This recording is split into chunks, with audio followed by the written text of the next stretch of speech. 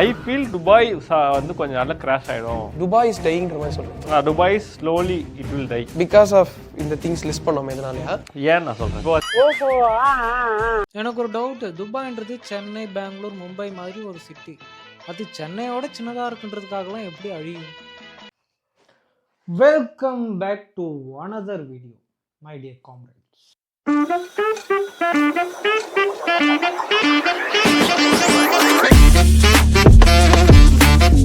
Dubai vs India, India vs Japan, GDP வச்சோம் அக்கறையில் இருக்க ப்ரைஸும் இக்கரையில் இருக்க ப்ரைஸும் கம்பேர் பண்ணி நிறைய பேர் வீடியோ போட்டுருக்காங்க.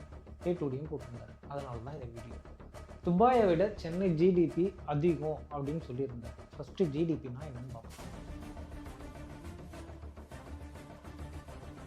கவர்மெண்ட் எவ்வளோ earn பண்ணுதோ அதுதான் ஜிடிபி. நம்ம பிஸ்னஸோ வேலைக்கோ போனால் தான் ஜிடிபி ஸ்டாண்டர்டாக இருக்கும்.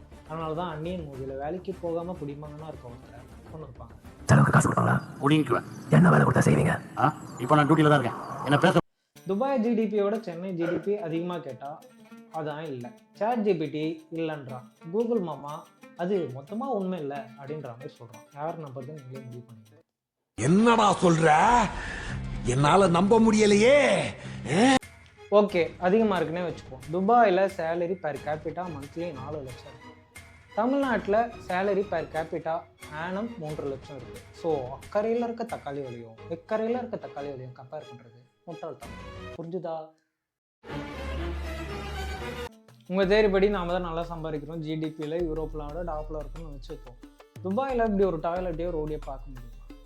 துபாயை விட சென்னை ரொம்ப பெருசுன்னு சொன்னீங்க. அவன் ஊரை எப்படி வச்சுருக்கான், நம்ம ஊரை எப்படி வச்சுருக்கோம். துபாய் அவ்வளோ சின்னதுலாம் இல்லை, சென்னையை விட கொஞ்சம் சின்னது தான். ஆனால் இதெல்லாம் பாயிண்ட்டாக வச்சு பேசுகிறத பார்த்தா இந்த ஆள் எதுக்கோ அடி போடுற மாதிரி இருக்கு. நம்ம மக்கள் சரியில்லை ப்ரோன்னு முட்டு கொடுக்க வந்துடாதீங்க. கள்ளிப்பால் ஊத்துறதும் உடன்கட்டை ஏறதுன்ற நிறைய மூட நம்பிக்கை வச்சுருந்த சமூகம் தான் நம்ம சமூகம்.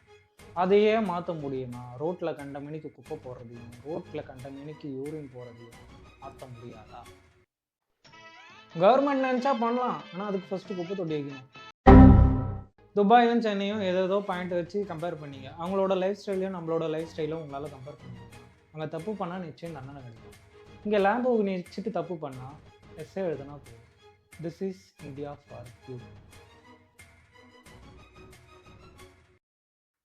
சத்தமாக சிரித்து பேசி கொண்டாடுறது நம்மளோட கல்ச்சர்னா, மூடிட்டு அவன் வேலையை அவன் பார்க்குறது அவனோட கல்ச்சர். எனக்கெல்லாம் சென்னையிலேருந்து தமிழ்நாட்டில் வேறு மாவட்டத்தில் விட்டால் கூட கம்ஃபர்ட்டாக இருக்காது. ஆனால் என்கிட்ட ரெட் பில்லா ப்ளூ பில்லான்னு கேட்டால் நான் ரெட் பில் தான் சூஸ் பண்ணுவேன். நம்ம நாட்டை விட்டு வெளியே நாட்டுக்கு போயிட்டு வேலை செய்கிறது சரியாக தப்பாக கேட்டா நான் சரின்னு தான் சொல்லுவேன். நம்ம நாட்டில் ஸ்கெடியூல் கேஸ்ட்டாக பிறந்துட்டா நல்லா படித்தாலும் வெட்டுவாங்க, வண்டி ஓட்டினா வெட்டுவாங்க, கோயிலுக்கு போனாலும் வெட்டுவாங்க. இதுவே வெளிநாட்டுக்கு போயிட்டா பெட்டர் லைஃப் ஸ்டைல், லா எல்லாருக்கும் ஒன்றா இருக்கும், நிம்மதியாக வாழலாம். இப்போ சொல்லுங்கள், சரியா தப்பா? செல்ஃப் பெனிஃபிட்ஸ்க்காக என்ன நடந்தாலும் முட்டு கொடுக்குற வரைக்கும் இந்தியா மாறாது. இந்த சாதியம் மதமும் இருக்கிற வரைக்கும் என்றைக்குமே மாறாதுன்னு நினைக்கிறேன்.